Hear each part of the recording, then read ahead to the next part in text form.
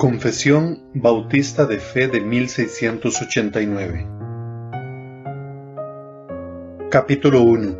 De las Sagradas Escrituras. Párrafo 1. Las Sagradas Escrituras constituyen la única regla suficiente, segura e infalible de todo conocimiento, fe y obediencia salvadores. Aunque la luz de la naturaleza y las obras de la creación y de la providencia manifiestan de tal manera la bondad, sabiduría y poder de Dios que dejan a los hombres sin excusa, no obstante, no son suficientes para dar el conocimiento de Dios y de su voluntad que es necesario para la salvación.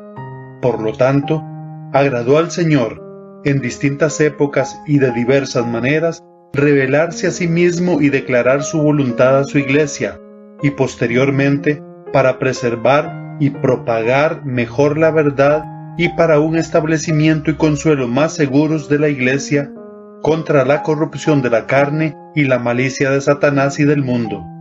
Le agradó poner por escrito esa revelación en su totalidad, lo cual hace a las santas escrituras muy necesarias, habiendo cesado ya las maneras anteriores por las cuales Dios revelaba su voluntad a su pueblo. Párrafo 2. Bajo el nombre de Sagradas Escrituras o Palabra de Dios escrita, están incluidos todos los libros del Antiguo Testamento, que son Génesis, Éxodo, Levítico, Números, Deuteronomio, Josué, Jueces, Ruth, Primero de Samuel, Segundo de Samuel, Primero de Reyes, Segundo de Reyes, Primero de Crónicas, Segundo de Crónicas, Esdras, Nehemías, Esther, Job, los Salmos, los Proverbios, Eclesiastés, Cantares, Isaías, Jeremías, Lamentaciones, Ezequiel, Daniel, Oseas, Joel, Amós, Abdías, Jonás, Miqueas, Nahum, Habacuc, Sofonías, Ageo, Zacarías, Malaquías. 39.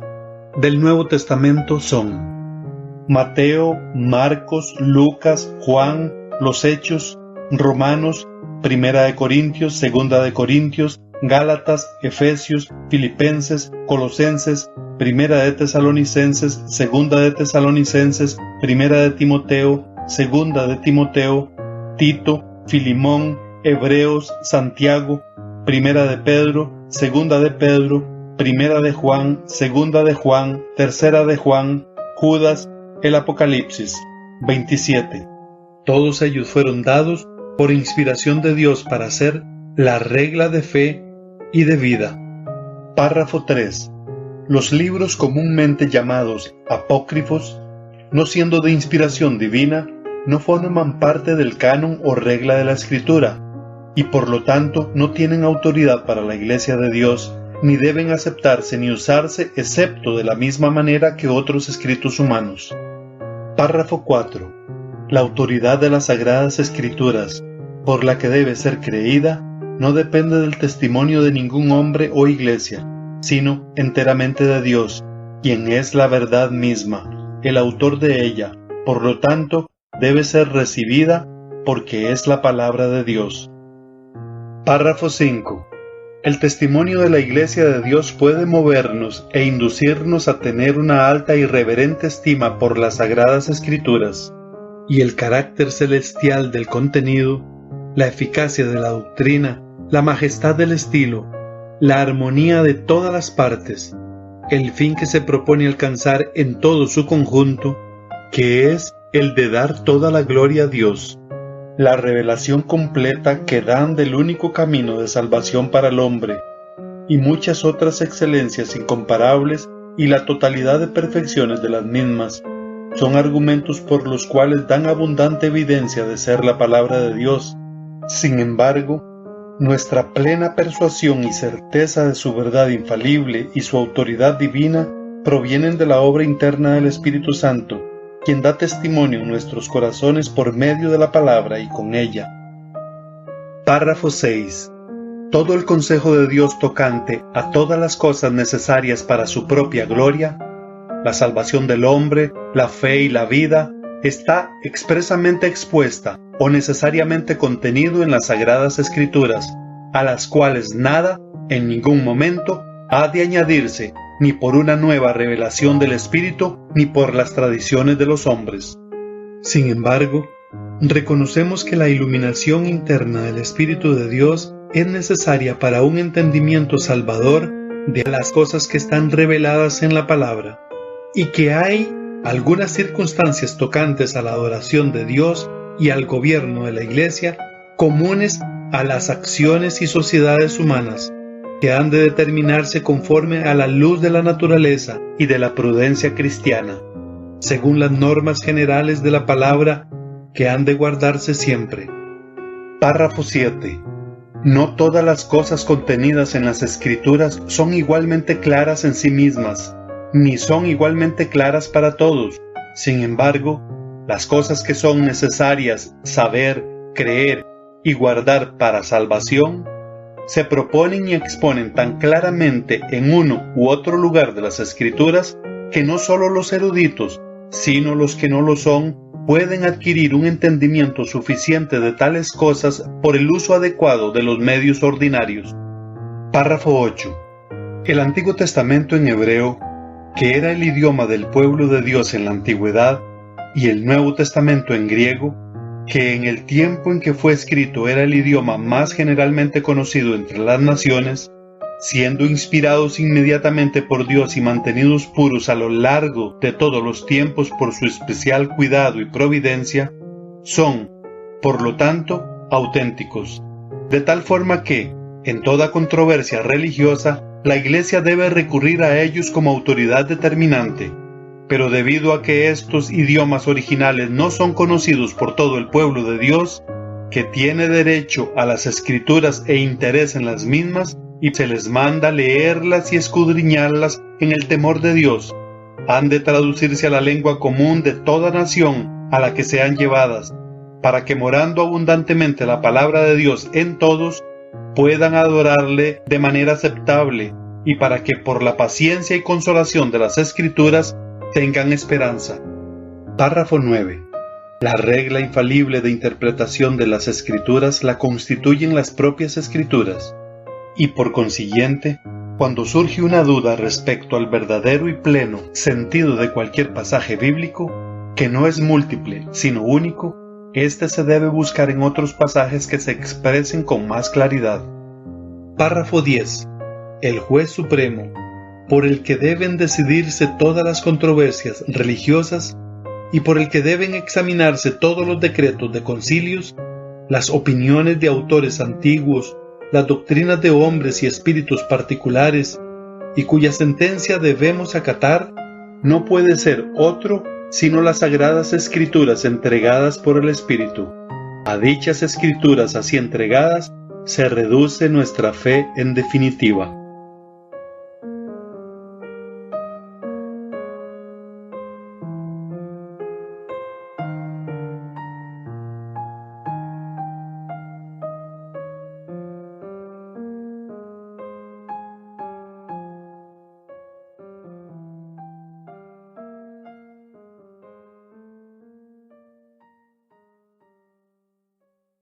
Continuamos en el capítulo primero, que es de las Sagradas Escrituras, en el estudio de nuestra Confesión Bautista de Fe de 1689.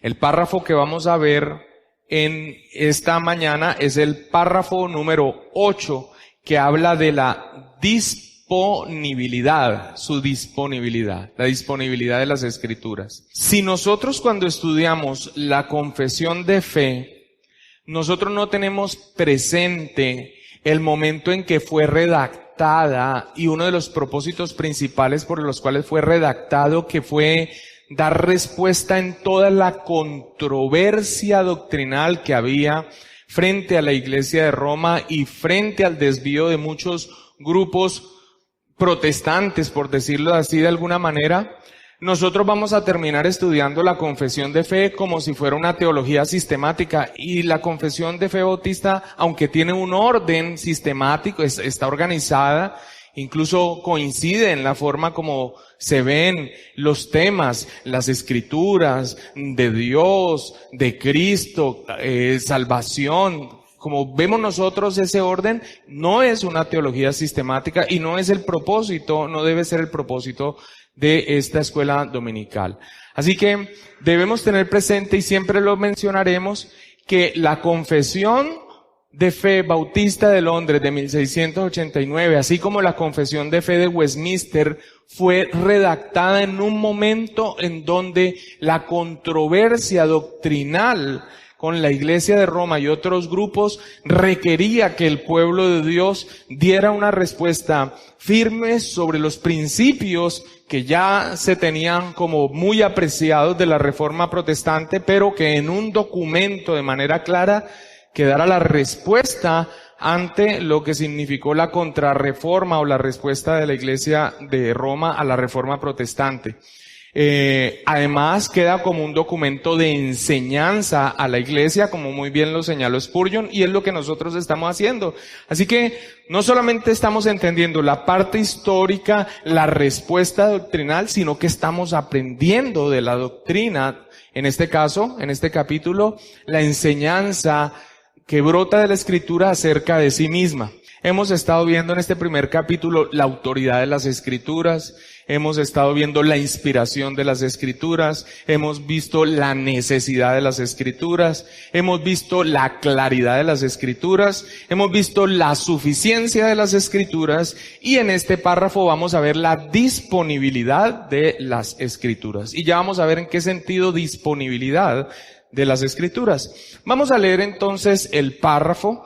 Yo lo he dividido en pantalla en 3-4 sesiones para que lo podamos ver y la letra quede grande. Vamos a leer entonces el párrafo número 8. El Antiguo Testamento en hebreo, que era el idioma del pueblo de Dios en la antigüedad, y el Nuevo Testamento en griego, que en el tiempo en que fue escrito era el idioma más generalmente conocido entre las naciones, siendo inspirados inmediatamente por Dios y mantenidos puros a lo largo de todos los tiempos por su especial cuidado y providencia, son, por lo tanto, auténticos. De tal forma que en toda controversia religiosa, la Iglesia debe recurrir a ellos, o sea, a los manuscritos escritos o en hebreo o en griego, que fueron inspirados por Dios y que fueron preservados por la obra de Dios. De tal forma que en toda controversia religiosa la Iglesia debe recurrir a ellos como autoridad determinante.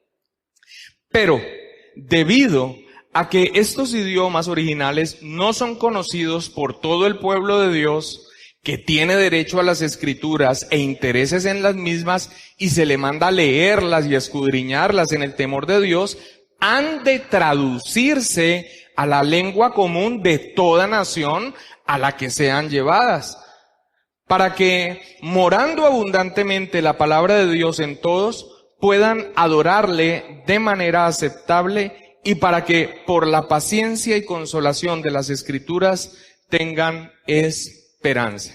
Y cuando usted lee el párrafo, pues básicamente puede darse cuenta que cuando hablamos de disponibilidad, es disponibilidad en el sentido de que las personas tengan la Biblia traducida a sus idiomas. ¿Para qué? Y allí también le explica el propósito. Pues para poder entenderla, para poder creer, para poder vivir por ella. Pero hay otra serie de detalles que aparecen allí dentro del párrafo, no solamente en la traducción, sino en cuanto a las lenguas originales en que fueron escritos y la preservación. Ahora, usted lee esto y usted lo puede entender, pero si usted no conoce el trasfondo histórico, usted no va a poder saborear por qué está escrito lo que está escrito y la potencia que tiene este párrafo de la confesión de fe.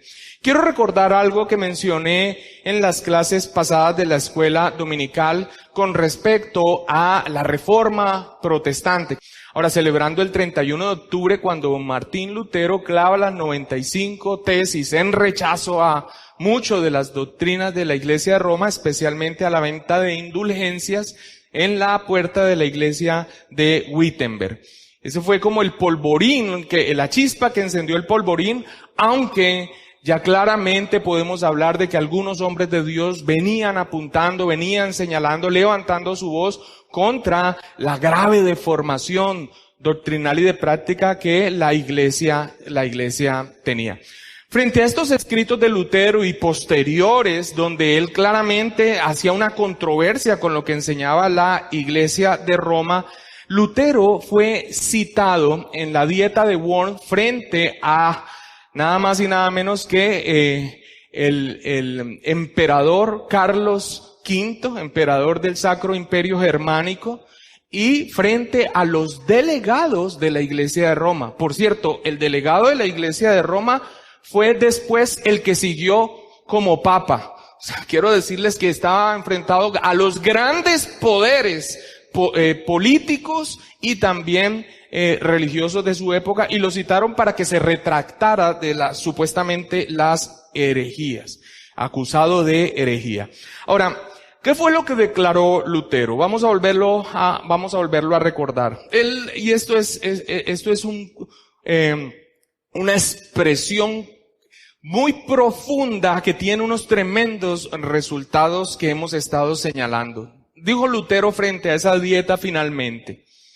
Dijo: si no se me convence mediante testimonios de la Escritura y claros argumentos de la razón, porque no le creo ni al Papa ni a los concilios, ya que está demostrado que a menudo han errado contradiciéndose a sí mismos, por los textos de las Sagradas Escrituras que he citado, estoy sometido a mi conciencia y ligado a la palabra de Dios. Por eso no puedo ni quiero retractarme de nada, porque hacer algo en contra de la conciencia no es seguro ni saludable. Dios me ayude.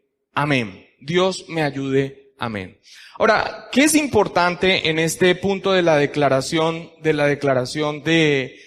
Lutero en la Dieta de Worms? Es importante, como lo señalamos en la clase pasada, que primero le retira a la Iglesia Católica el derecho exclusivo de la interpretación. Eso lo vimos en la clase pasada. En otras palabras, la Iglesia decía, no, el pueblo no tiene la capacidad de interpretar las Escrituras, solamente nosotros, su organización estructural, el clero, el magisterio es el que las interpreta y le dice a ustedes qué tienen que creer o qué no tienen que creer. Pero eso tuvo también esta declaración de Lutero un segundo punto, y es que lo que él hizo inmediatamente después de salir de esta dieta, ya se puede decir que condenado a muerte, fue empezar a traducir la Biblia. En otras palabras, eso está muy unido, porque la Iglesia decía, solamente nosotros podemos interpretar las Escrituras, el pueblo no está capacitado. Pero él dice que no puede echarse para atrás a menos que por medio de las Sagradas Escrituras, sin confiar ni en el Papa ni en los concilios, o sea, la interpretación que ellos hacían, que si no le es demostrado por las Sagradas Escrituras, pues él no se va a echar para atrás. Ahora, eso está unido a que el pueblo puede leer las Escrituras interpretadas, derecho privado de interpretación, que fue lo que vimos en la clase pasada, sino que, pero ¿cómo hacemos para que el pueblo pueda acceder a ellas si están en un lenguaje que nadie entiende? Así que tanto la declaración de Lutero en Worms, como después de que es secuestrado por un príncipe a favor, porque lo esconde para que no lo maten, e inmediatamente empieza la traducción de la Biblia al alemán, la declaración y la posterior traducción de la Biblia a la lengua vernácula, o sea, a la lengua del pueblo, para que la puedan entender, es algo muy, muy importante y muy potente. Al salir de la Dieta de Worms, en la que comparece en abril de 1521 ante autoridades católicas y el emperador Carlos V, Lutero es secuestrado por enviados del príncipe Federico el Sabio, protector del exmonje Agustino, y conducido al castillo de Wartburgo. En el lugar, a partir del 4 de mayo, Lutero emprende la frenética tarea de traducir el Nuevo Testamento al alemán, y lo hace a partir del texto griego en agotadoras 10 semanas. Más adelante termina la traducción con la ayuda de Melactón y con otros compañeros del Antiguo Testamento, y después se imprime la Biblia en el invento de Gutenberg, para imprimir la Biblia y que la gente la tuviera en el lenguaje que pudiese entender. Ahora, esto está tan relacionado, la declaración de Lutero, cómo el empezar a traducir la Biblia, que hay un detalle que yo no conocía y me impactó mucho, y es que la declaración que leímos anteriormente que dio Lutero en la Dieta de Bonn fue dicha en alemán, y eso fue escandaloso, porque toda esa controversia debía ser oficialmente en latín, pero cuando él se para frente a el Sacro Emperador Germánico y frente a los enviados del papado, empieza a dar su declaración en alemán, y eso ya es muy diciente. Después le tocó repetirla, cansado como estaba, en latín, para que quedara oficialmente. Pero eso todo fue con un propósito. ¿Cuál propósito? Que se entienda no solamente su declaración, sino la posterior traducción de la Biblia, para que fuera entendible y saliera del monopolio terrible e ilícito de la Iglesia de Roma en lo que tiene que ver con la palabra de Dios y su interpretación. ¿Cuál fue la reacción de los papistas ante la traducción de la Biblia a la lengua del pueblo, que fue impulsado por los reformadores, no solamente al alemán, sino que se empezaron proyectos de traducción a todos los idiomas conocidos? ¿Cuál fue la reacción? En el Concilio de Trento, en la cuarta regla, o sea, en la cuarta sesión que ellos tuvieron, escribieron lo siguiente: notando por experiencia. Esta es la Iglesia de Roma en el Concilio de Trento en reacción a la traducción de la Biblia. Notando por experiencia que si los sagrados libros se permiten leer a todos en lengua vulgar, o sea, cuando habla vulgar es del pueblo, sin diferencia alguna por temeridad de los hombres, se sigue de ahí más daño que provecho. Esta es la declaración de Trento. En otras palabras, critican directamente la traducción de la Biblia a la lengua vernácula, a la lengua de los diferentes pueblos que se entiendan. Ahora, a partir de allí, la crítica a la traducción, el señalamiento a la traducción y la persecución de aquellos que traducían la Biblia al pueblo fue tremenda. De hombres quemados y algunos incluso traductores que no alcanzaron a apresar, como John Wycliffe, por ejemplo, después sus huesos fueron sacados, quemados y tirados al río. ¿Por qué? Por traducir la palabra a el lenguaje de las personas. Y esto es muy importante, porque usted va hoy en día a cualquier lugar, librería cristiana, y usted compra su Biblia y la compra en su idioma y le parece lo más natural. Amados hermanos, cada una de este legado que nos ha sido dado, nosotros debemos apreciarlo y defenderlo. Es triste que el pueblo de hoy cristiano no entienda qué es la reforma, qué fue la reforma protestante y la importancia para que usted tenga su Biblia y la pueda leer. Gente murió por ello. Gente derramó su sangre por ello. Un hombre llamado Alfonso de Castro. Este hombre Alfonso de Castro español es muy importante. Miren, es tan importante que fue el enviado por los reyes católicos al Concilio de Trento.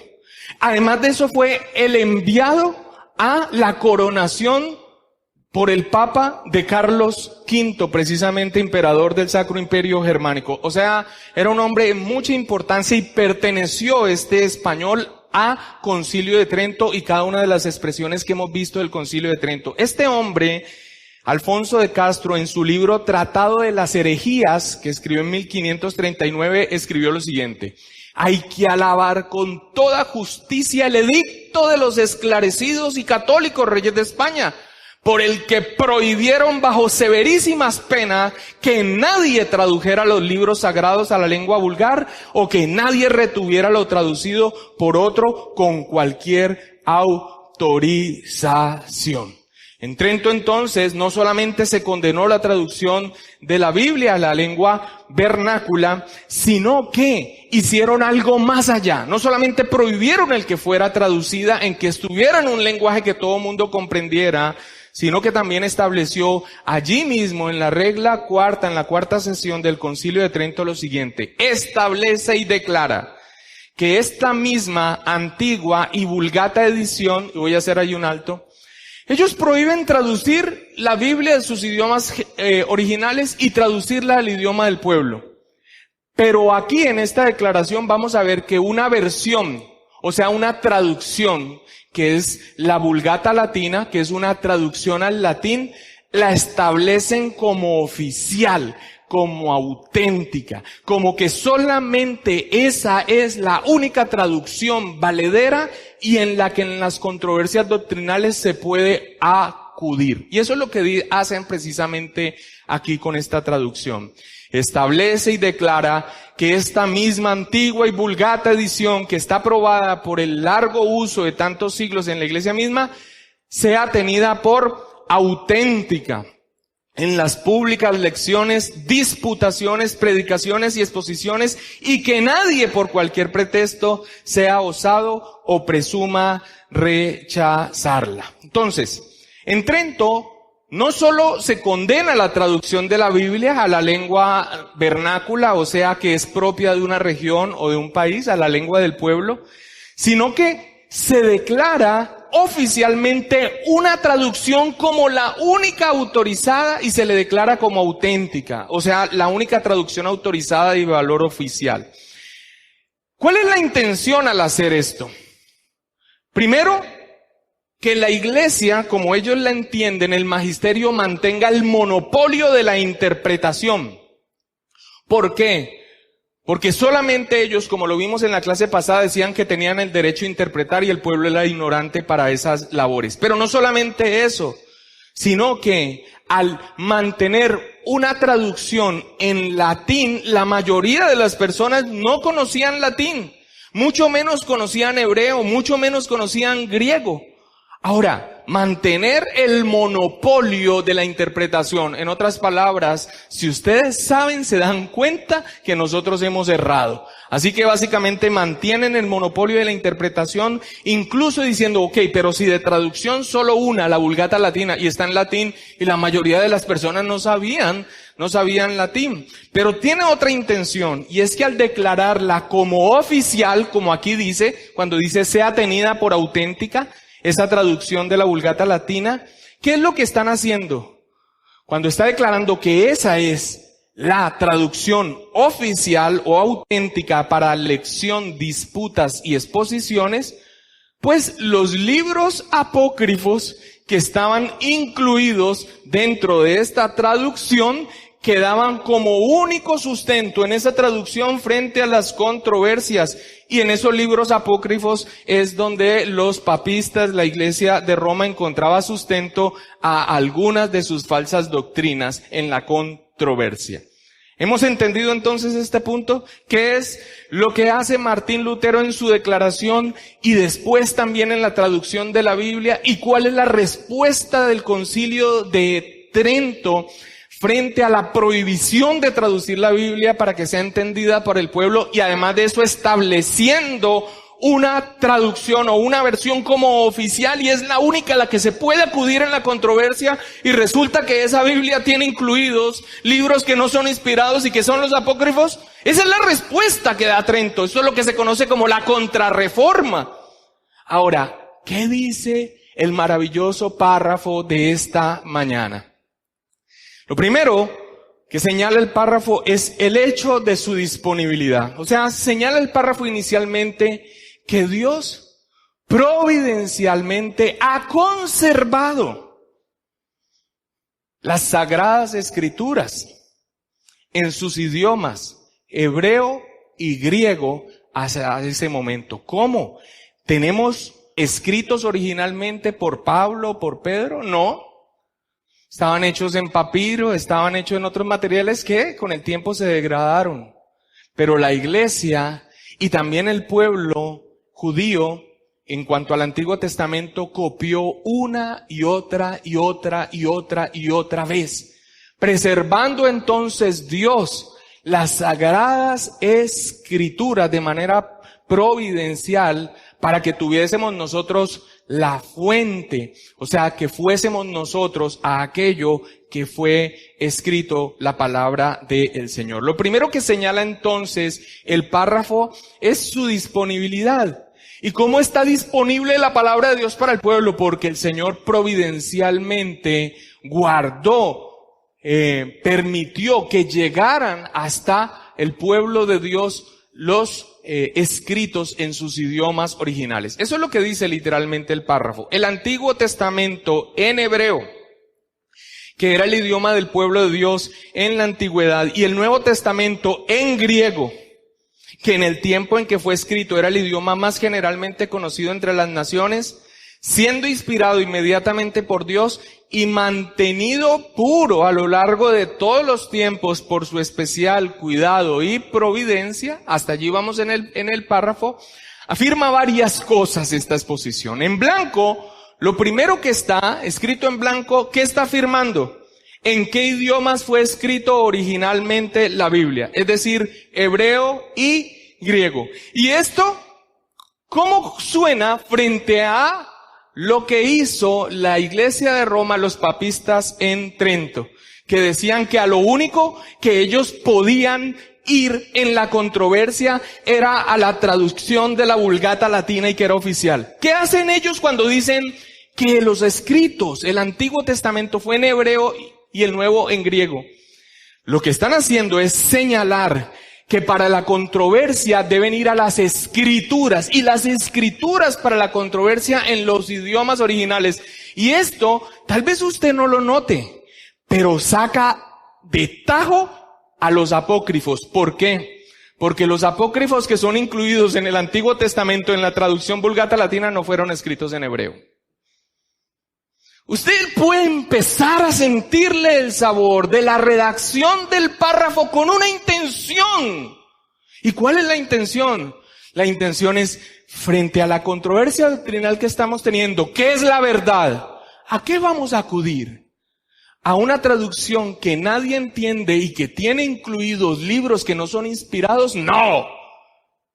Vamos a ir a los textos originales. Vamos a ir al Antiguo Testamento que fue escrito en hebreo y sacan de paso los apócrifos, y al Nuevo Testamento que fue escrito en griego. Pero es que al escribir Antiguo Testamento en hebreo también dicen que era el idioma del pueblo de Dios en la antigüedad. Cuando dice el idioma del pueblo de Dios, ¿qué está queriendo decir? Pues que la gente ¿qué? Lo entendía. Y después cuando dice en el Nuevo Testamento en griego que en el tiempo en que fue escrito era el idioma más generalmente conocido entre las naciones, ¿qué es lo que está queriendo decir? Que la gente lo entendía. En otras palabras, está señalando lo que dijeron los papistas en Trento, en donde tienen el monopolio de las escrituras, no quieren dejarlas traducir para que nadie las entienda. Y la única traducción que aprueba tiene libros no inspirados y nadie la entiende porque está en latín.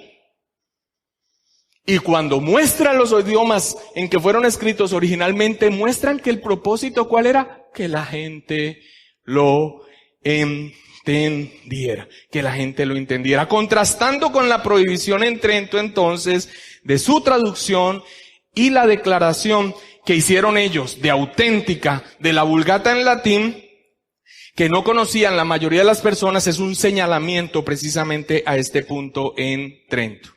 En azul dice que los manuscritos originales fueron divinamente inspirados, cosa que ya fue explicado en anteriores párrafos aquí mismo en la escuela dominical. En naranja dice que Dios ha preservado este texto en un estado de pureza esencial, cosa que ya fue explicado anteriormente en párrafos anteriores. Ahora voy a hacer un alto aquí importante. Mira que dice en naranja, mantenidos puros a lo largo de todos los tiempos por su especial cuidado y providencia. ¿Mantenidos puros qué? Los textos, ¿escritos en qué? En hebreo y en griego. Y aquí ya explicamos cómo es que se ha mantenido hasta el día de hoy. Copias de copias, de copias, de copias, de copias. Dios las dejó escrito. Esa es su preservación. Ahora, esto es muy importante dentro de este párrafo, porque aún personas leyendo este párrafo y declarándose celosamente confesionales han hecho lo que hizo Roma. ¿Qué? Tratar de declarar una traducción como la auténtica y la oficial, menospreciando otras traducciones. ¿Qué fue lo que se preservó? La palabra de Dios escrita en hebreo y en griego. Y de allí debe ser ¿qué? Traducida. ¿Qué fue lo que hizo Roma?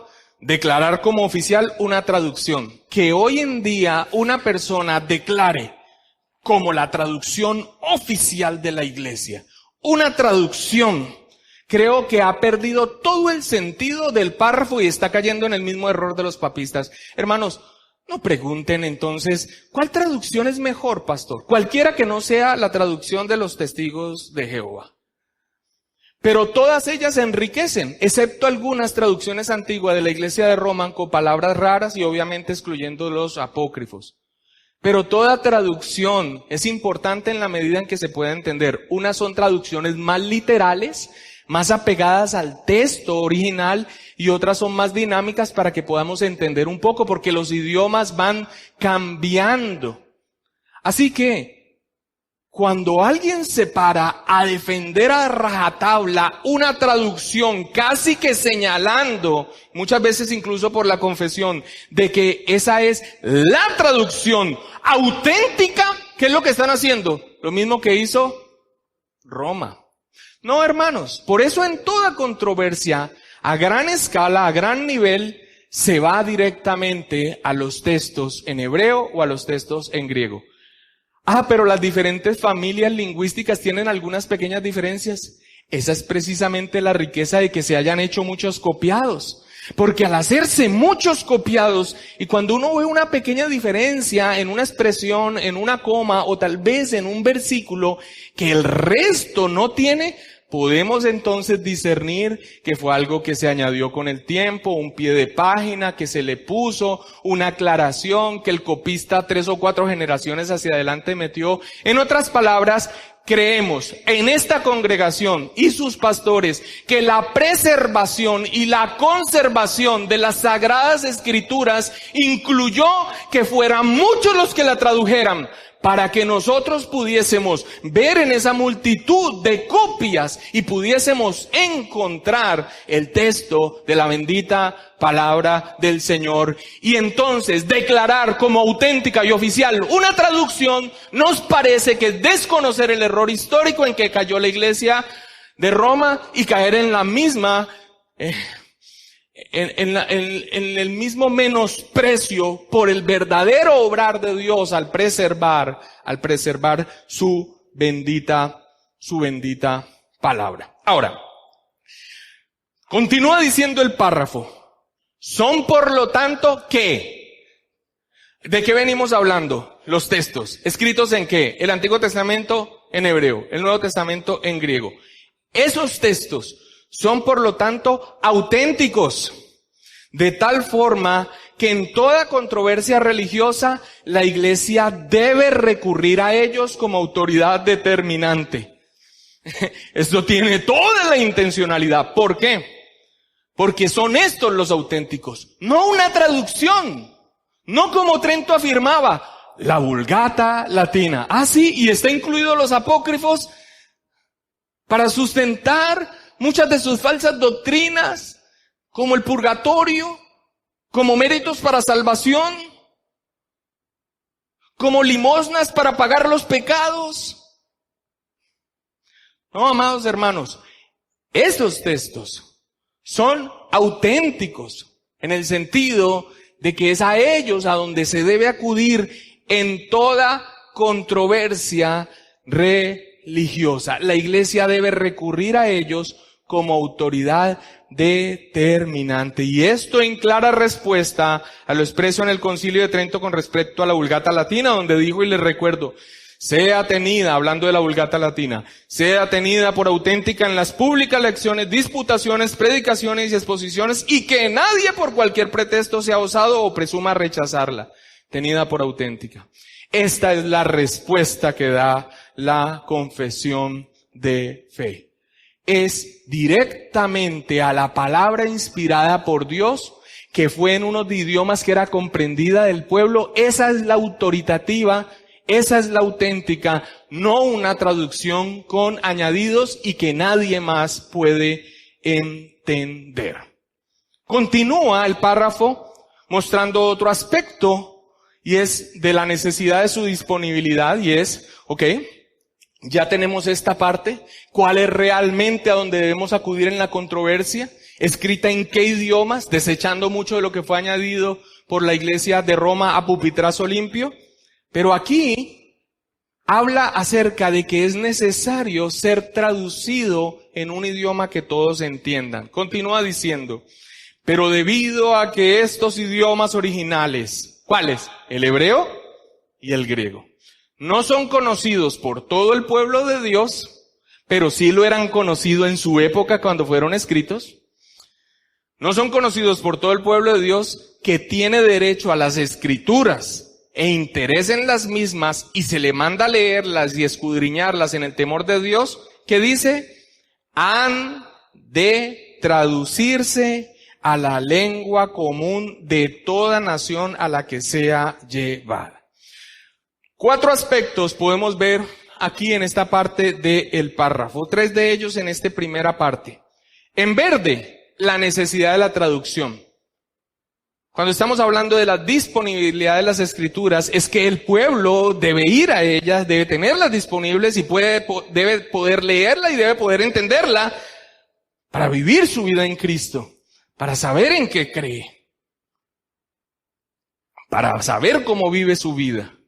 Ahora, la primera parte de esa disponibilidad es que, debido a que esos idiomas originales no son conocidos, entonces es necesaria su traducción. Esto es lo que encontramos como en verdecito. ¿Sí se alcanza a ver verde allí? Ok, la necesidad de su traducción. En amarillo tenemos la garantía de su traducción. ¿Qué dice? Dice categóricamente, han de traducirse a la lengua común. ¿Y qué afirmó Trento? No pueden ser traducidas por nadie. ¿Qué dijo este hombre que pertenecía a la iglesia de Roma papista?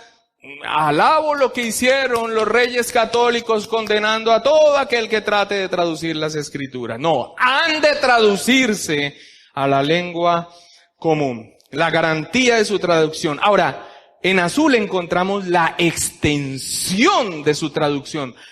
¿A qué lenguas debe ser traducida la Biblia?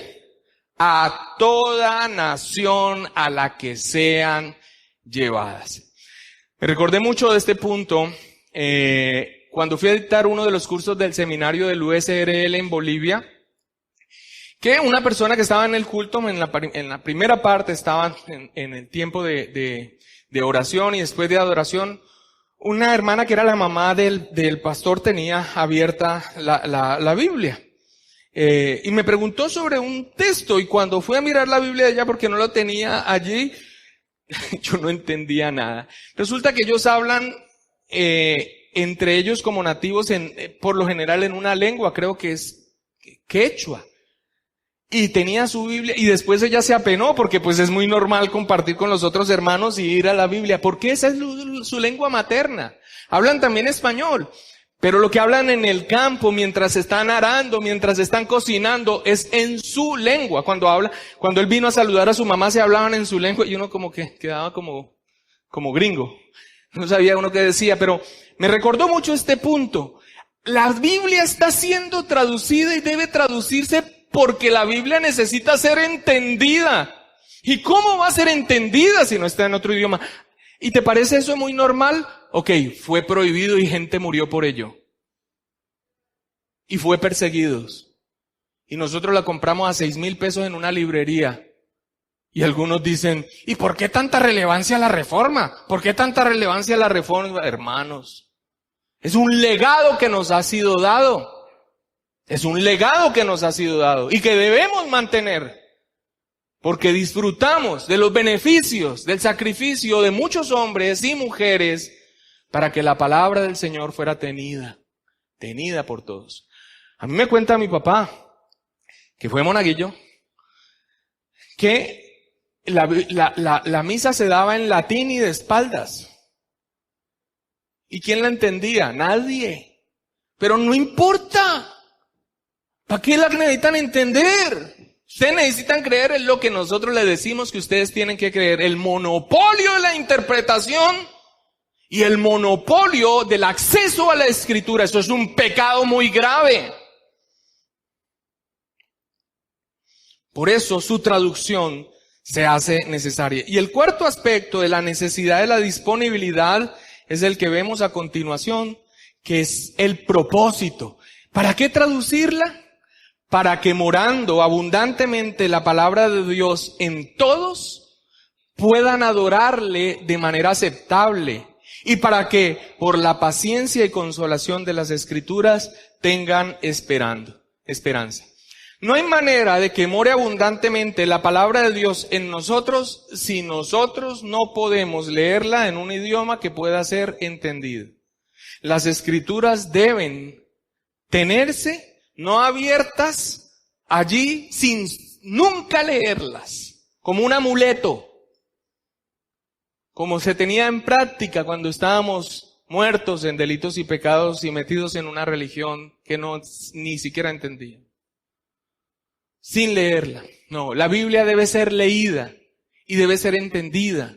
Y para ser entendida debe estar en nuestro idioma. Y es por eso que debe traducirse. Y toda controversia debe ser en lo fideligno de la Escritura. Por eso, amados hermanos, y yo no entiendo a veces el celo de algunos en que se pelean en cuanto a traducciones y versiones. Las traducciones y versiones son una enorme bendición para poder entenderla o de una manera literal o de una manera dinámica, pero solo son auténticas los manuscritos escritos en sus idiomas originales y que han sido conservados por las múltiples copias de las diferentes familias que se hicieron lingüísticas para que nosotros podamos saber finalmente tener total certeza de que lo que tenemos en nuestras manos es la bendita palabra del Señor. Por eso debe ser traducida. Colosenses 3:16, y con esto terminamos, dice: la palabra de Cristo more en abundancia en vosotros, enseñándoos y exhortándoos unos a otros en toda sabiduría, cantando con gracia en vuestros corazones al Señor, con salmos e himnos y cánticos espirituales. ¿Cómo puede hacerse esto si no tuviésemos acceso a la palabra de Dios en nuestro idioma? Romanos 15:4, porque las cosas que se escribieron antes para nuestra enseñanza se escribieron a fin de que por la paciencia y la consolación de las Escrituras tengamos esperanza. Con estos dos textos está compuesta la parte final del párrafo. Puntualmente y a manera de reflexión, amados hermanos. Tantas cosas que hemos estado recordando en estos párrafos y que seguramente en los que siguen también acerca de todo el legado que nosotros hemos heredado de la Reforma protestante con su lema sola Escritura. Nosotros debemos conocer esto y debemos conocer las respuestas en las controversias doctrinales para que nosotros no caigamos en errores torpes de nuestra parte. Debemos apreciar lo que estos hombres y mujeres hicieron y que nosotros somos beneficiarios, y debemos recordarlo también para no caer en errores que no debemos caer.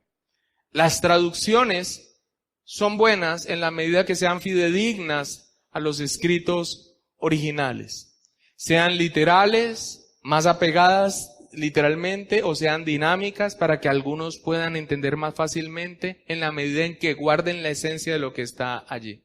En esto hay mucha controversia, en esto hay mucho señalamiento. Algunos satanizan que algunos tengan Nueva Versión Internacional, otros satanizan que tengan Reina Valera, otros abogan por ciertas cosas, ciertas otros por mantener incluso nombres en hebreo que ni siquiera son entendibles. En fin, el punto es que volver a algo que claramente en nuestra confesión de fe da claridad, y es el propósito de que la Biblia esté a nuestra disponibilidad y por lo tanto traducida para su entendimiento, es algo que nosotros debemos apreciar y mantener. Entonces, terminamos con esto. El Antiguo Testamento en hebreo, que era el idioma del pueblo de Dios en la antigüedad, y el Nuevo Testamento en griego, que en el tiempo en que fue escrito era el idioma más generalmente conocido entre las naciones, siendo inspirado inmediatamente por Dios y mantenido puro a lo largo de todos los tiempos por su especial cuidado y providencia, son, por lo tanto, auténticos. De tal forma que en toda controversia religiosa la Iglesia debe recurrir a ellos como autoridad determinante. Pero debido a que estos idiomas originales no son conocidos por todo el pueblo de Dios, que tiene derecho a las escrituras e interés en las mismas y se le manda a leerlas y escudriñarlas en el temor de Dios, han de traducirse a la lengua común de toda nación a la que sean llevadas, para que, morando abundantemente la palabra de Dios en todos, puedan adorarle de manera aceptable y para que, por la paciencia y consolación de las Escrituras, tengan esperanza.